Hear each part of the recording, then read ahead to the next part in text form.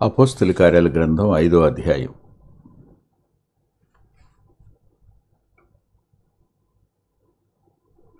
పదిహేడవ వచనం. ప్రధాన యాజకుడును అతనితో కూడా ఉన్న వారందరూ అనగా సద్దూకైల తెగవారును లేచి మత్సరముతో నిండుకొని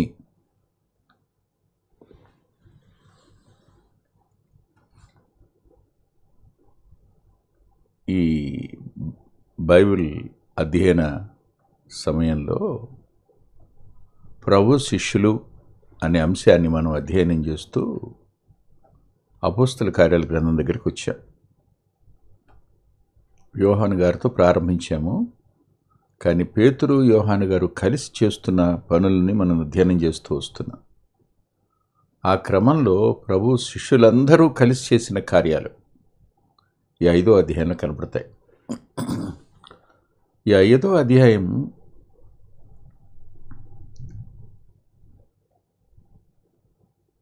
ఒక అత్యున్నతమైన పాఠం నేటి సంఘానికి నేర్పుతుంది అనిపిస్తుంది ఏమిటి? నేర్పుతుంది. ఈ 5వ అధ్యాయంలో ఒకసారి 12వ వచనం చూడండి. ప్రజల మధ్య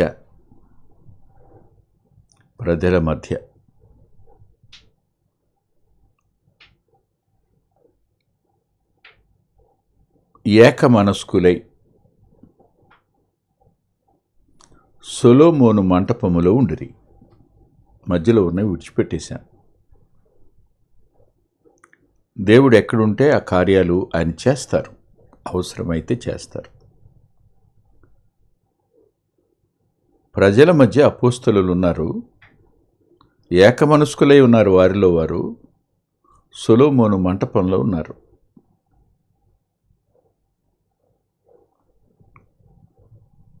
అంటే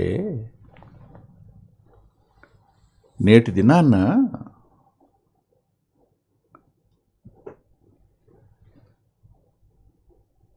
ప్రజలు, సువార్తికులు,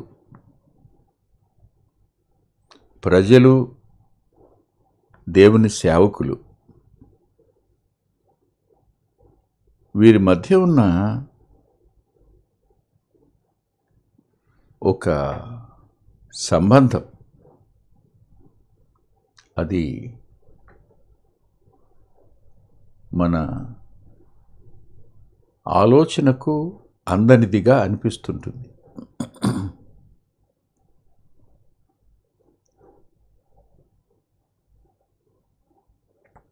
ప్రజల మధ్య ఉన్న వారు ఏక మనసు కలవారుగా ఉన్నారన్నమాట. వారు ప్రజల మధ్య ఉండి వారి ద్వారా ప్రజలు మేలు పొందుతూ ఉంటే, వారి ద్వారా జరిగిన సూచక్రియలు కానీ మహత్కార్యాలను బట్టి వారు మంటపంలో ఉన్నారు, సొలొమోను మంటపంలో ఉన్నారు అని రాస్తుంది. వారు కలుస్తున్నారు, ఏక మనసు కలిగి ఉన్నారు, ఒక చోటు ఉన్నారు. అయితే ఇక్కడ ఊహకందని ఒక మాట రాశాడు 13వ వచనంలో. కడమ వారిలో ఎవడును వారితో కలుసుకున్నట్టుకు తెగింపలేదు అని రాశాడు. కడమ వారిలో ఎవడును వారితో కలుసుకున్నట్టుకు తెగింపలేదు. ఎందుకని? నేటి దినాన్న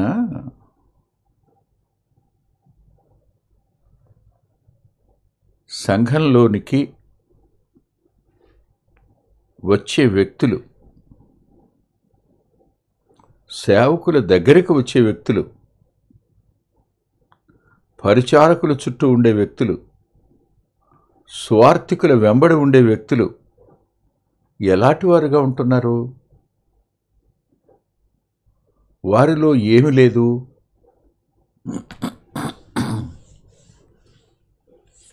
క్షమిస్తానంటే ఒక మాట చెప్తాను. ఇద్దరు సోదరులు కలిసి పనిచేస్తున్నప్పుడు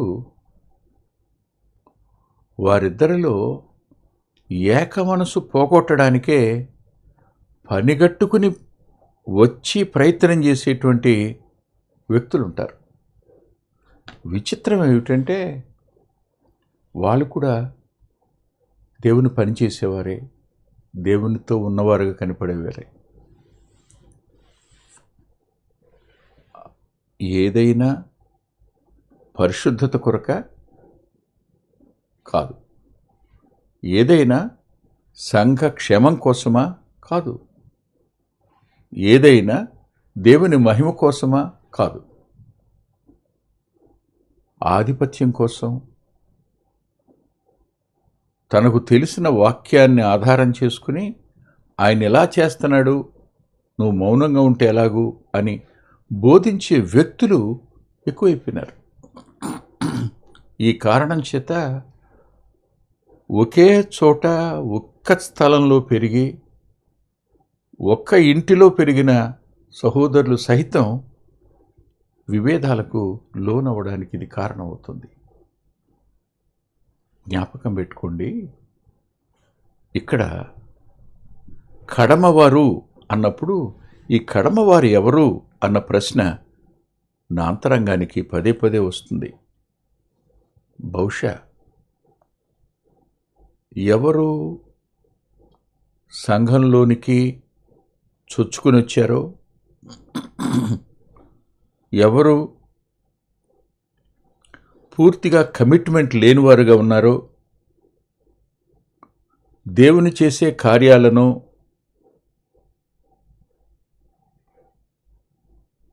ఒప్పుకోలేని వారుగాను, దేవుని సార్వభౌమ చిత్తానికి సంపూర్ణంగా లోబడలేని వారును దేవుడు శిక్షిస్తాడు, ఖచ్చితంగా శిక్ష ఉంటుంది, ఆ శిక్షకు కూడా మనం సిద్ధపడి ఉండాలి అనే ఆ కమిట్మెంట్ లేనివారు వీరు.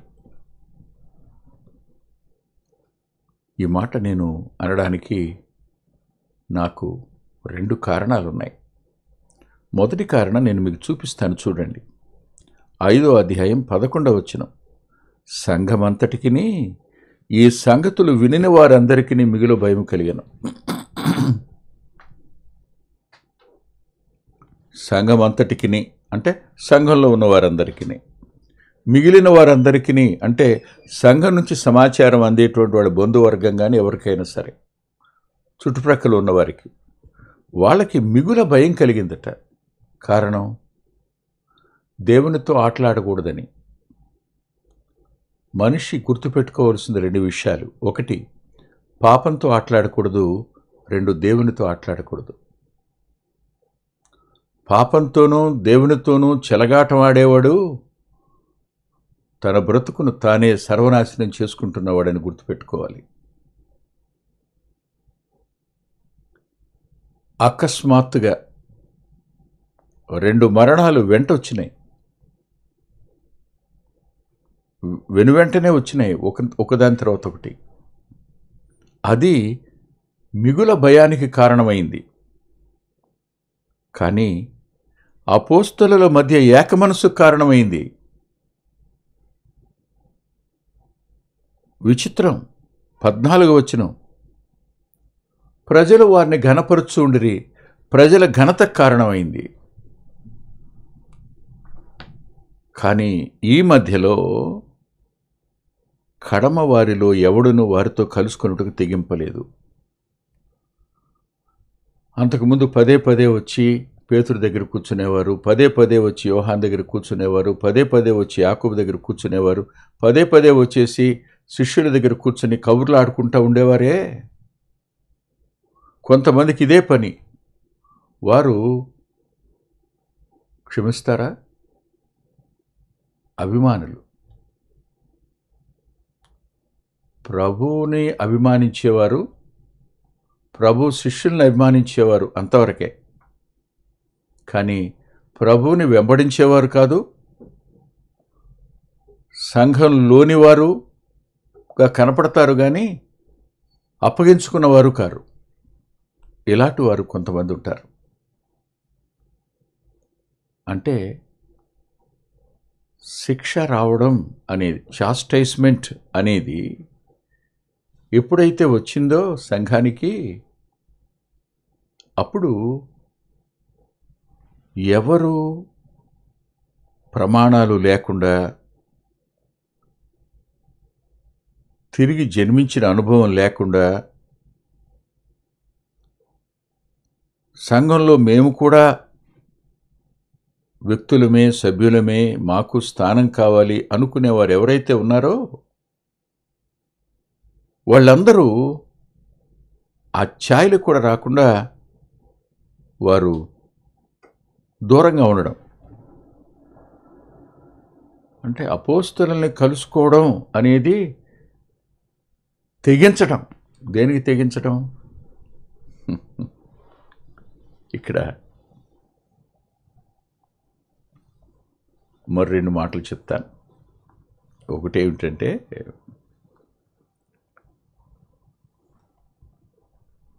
ప్రభు శిష్యులు కావడం అనంటే అధికారానికి, మతానికి శత్రువులు కావడం. మర్చిపోకండి, ఆనాడు యోధా మతానికి శత్రువులు కావడం, ఈ మతాన్ని బట్టి రోమా పరిపాలకులకు శత్రువులు కావడం, రెండంతల శత్రుత్వాన్ని కొని తెచ్చుకోవడానికి ఎవరు ఇష్టపడతారు?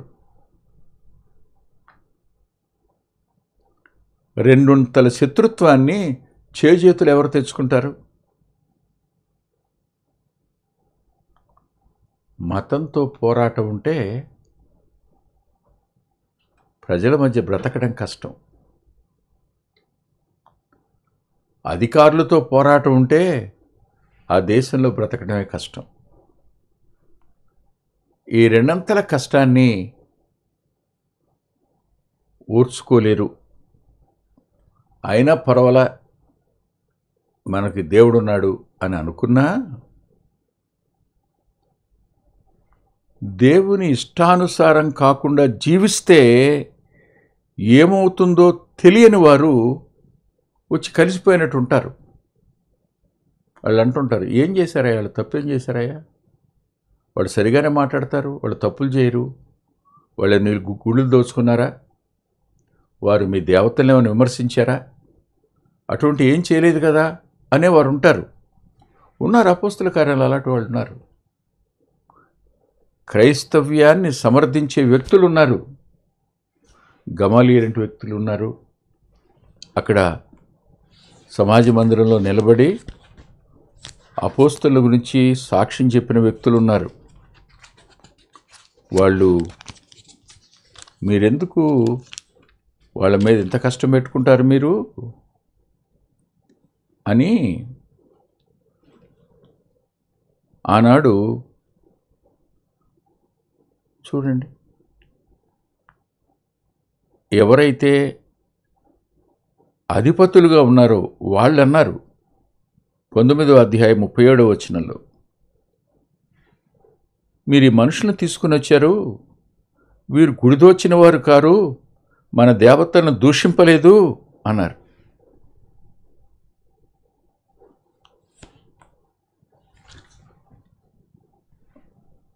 వాస్తవం ఎరిగిన వారు ఉంటారు, అభిమానించేవారు ఉంటారు, సమర్థించేవారు ఉంటారు. కానీ దేవుడు ఖచ్చితంగా సరిగా లేకపోతే శిక్షిస్తాడు అనే దగ్గర నిలబడలేరు. మతం, ప్రభుత్వం దాన్ని లెక్క చేయనటువంటి వాళ్ళ మానసిక స్థితిగతులు, వారికి ఉన్న గౌరవప్రదమైన స్థానం, సమాజంలో వారికి ఉన్న ఆర్థికపరమైన బలం, అంతేకాకుండా వారికి ఉన్నటువంటి సామాజిక బలం బట్టి కూడా వారు క్రైస్తవ్యాన్ని అభిమానించేవారు ఉండొచ్చు. కానీ ప్రభువుని నమ్ముకుని సరిగా లేకపోతే ప్రమాదం ఉంది అనే సత్యం తెలిసిన తరువాత మాత్రం వారు వచ్చి అపోస్తులతో కలిసి కబుర్లాడడానికో, అపోస్తుల దగ్గర పదే పదే వచ్చేయడానికో వారు తెగించరు. నాకు అనిపించింది, అబ్బా ఎంత గొప్ప సంగతో. ఓ కుర్రాడు పదే పదే వచ్చేవాడు నా దగ్గరికి. నేను రాసుకుంటున్నప్పుడు, ప్రార్థన చేసుకునే టైంలోనో, లేదు కూర్చొని ధ్యానించే టైంలోనో, వాక్యం చదువుతున్న టైంలోనో వచ్చేసి కూర్చుని ఉట్టి కబుర్లు అనమాట చెప్తూ ఉండేవాడు. నాకు కొంచెం మొమాట ఉంది, లేదని చెప్పలేనులేండి, మొమాట ఉంది. కానీ ఒక వచనం చూసిన తర్వాత కాస్త బాధ కూడా అనిపిస్తుంది. యాకోబు రాసిన పత్రిక 2వ అధ్యాయంలో 1వ వచనంలో, మోమాటము గలవారై ఉండకండి విశ్వాస విషయంలో అని రాసింది. అప్పుడు ఎన్ని వారాలు చూడడం, ఒకరోజు అన్నాను రాగానే, తమ్ముడు వచ్చావు కదా కలిసి ప్రార్థన చేసుకుందామా అని. మోకరించమన్నా మోకరించాడు, ప్రార్థన చేయమన్నా 5 నిమిషాలు ప్రార్థన చేశాడు. నేను ప్రార్థన చేయటం ప్రారంభించి ఒక 20 నిమిషాలు అట అయిన తర్వాత ఆమెనన్నా, సరే అన్న ఇల్లు వస్తానన్నాడు. వెళ్ళిపోయాడు. అమ్మాయి ఫోన్లో ప్రార్థన చేసుకోవడానికి మంచి కంపానియన్ దొరికెళ్ళి అనుకున్నా. మరొక 3 రోజుల తర్వాత వచ్చాడు. మళ్ళీ సరిగ్గా అలాగే అన్న, ప్రార్థన చేసుకున్నాను తమ్ముడని మోకరించాడు. నువ్వే చేయన్నా, చేశాడు. మళ్ళీ నేను చేశా, వెళ్ళాడు. మళ్ళీ తర్వాత ఇంకెప్పుడు రాలా. జ్ఞాపకం పెట్టుకోండి, సమయాన్ని పాడు చేయడం కానీ, అనవసరమైన మాటలు తెచ్చేవారు కానీ ఎప్పుడు దూరంగా ఉంటారు? ఎప్పుడు వారు దూరంగా ఉండే అవకాశం ఉంది? ఇది సంఘం కొరకైన భద్రతే అనిపిస్తుంటుంది నాకు. కాదని మనం అనలేం. ఎందుకు ఈ మాటలు నేను చెప్తున్నానంటే, సహజంగా నేడు వినపడుతున్నటువంటి బోధలన్నీ ఉన్నాయే, ఇవన్నీ ఎలాంటివి అంటే, మన ఊహకు అందనివి. సంఘానికి వెళ్తే సరదాగా ఉంటుంది, సంఘానికి వెళితే కార్యకలాపాలు ఉంటాయి, సంఘంలోకి వెళితే సరదాగా ఉండొచ్చు, సంఘంలోకి వెళితే పిక్నిక్లు ఉంటాయి. ఇలా ఆలోచించేవారు చాలామంది కనపడుతున్నారు. కానీ జాగ్రత్త పడవలసిన ఒక విషయం ఉందని వారికి ఎవరికి ఆలోచన లేదు. అదేమిటంటే, తీర్పులు సంఘంలోనే ఆరంభమవుతాయని. ఆ సంఘంలో నువ్వు సరైన విధంగా లేకపోతే, అననయ సప్యరాల వంటి మనస్తత్వం కలిగిన వాడుగా నీవు ఉంటే తప్పకుండా శిక్షించబడతావు అనే సంగతి భయభ్రాంతుని చేస్తుంది. అప్పుడు అలాంటి వారు ఖచ్చితంగా దూరం అవుతారు, దూరంగా ఉంటారు. వారు దూరం కావడం అనేది అవసరమైందే, అందులో అనుమానం అయితే లేదు. జ్ఞాపకం పెట్టుకోండి, శిష్యులుగా మారకుండా సంపూర్ణంగా దేవునికి తమను తాము బేషరతుగా ఆయన చిత్తానికి అప్పగించుకోకుండా, ఎవరు మేం కూడా క్రైస్తవులమే అనుకుంటూ ఉంటారో అలాంటి వారు తప్పనిసరిగా తమ ఇష్టానుసారంగా ప్రవర్తించడానికి, దేవుని చిత్తం మీద తిరగబడడానికి, తమతో పాటు ఏకీభించే వ్యక్తుల్ని వాళ్ళు సమకూర్చుకోవడానికి చేస్తున్నప్పుడు అటువారు ఇలాంటి శిక్షకు లోనవుతారు. అది ఆనాటి సంఘానికి భయకారణమైంది. అందుకనే అనేకులు వచ్చి సంఘంతో అంటే అపోస్తలులతో కలుసుకోవడానికి కూడా భయపడిపోయినారు. వాళ్ళు పేతురులో కనిపించినటువంటి ఆ రోషం, పేతురు మాటకు ప్రభు ఇచ్చినటువంటి విలువ, అతని నోటి మాట వల్ల, అదిగో నీ భర్తను పాతిపెట్టిన వారి పాదాలు గుమ్మం దగ్గరే ఉన్నాయి అని అనగానే, చూస్తూ ఉండగానే జరిగిన సంభవం. జాగ్రత్త, తొందరపడి ఇష్టానుసారంగా మాట్లాడి సొంత ఇష్టాన్ని నెరవేర్చుకునేటువంటి వ్యక్తులున్న ఈ కాలంలో ఇలాంటి వాటికి ప్రాధాన్యతనిచ్చేటువంటి పరిస్థితుల నుంచి బయటపడడానికి ప్రభు ఈ 5వ అధ్యాయంలో ఈ 13వ వచనాన్ని వ్రాయించి ఉంచాడు. మిగిలింది వచ్చే వారం చూద్దాం. తల్ల ఉంచి ప్రార్థన చేసుకుందాం. ప్రేమగల మా ప్రియ తండ్రి, కృపగలిగిన మా దేవ, కొద్ది మాటలు చెప్పుకోవడానికి సాయం చేశారు.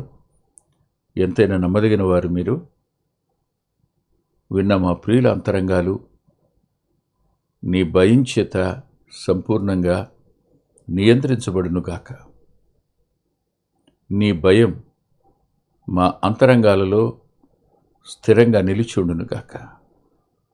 మా మాట వద్ద, క్రియ వద్ద, ప్రవర్తన వద్ద మేము జాగరూకులమై ఉండేటువంటి కృపను మాకిమ్మని యేసుక్రీస్తు ప్రభువారి పేరట ప్రార్థిస్తున్నాం తండ్రి. ఆమేన్. ప్రభుచిత్తమైతే ఆదివారం ఉదయం 9:30 గంటలకు లైవ్లో కలుసుకుందాం.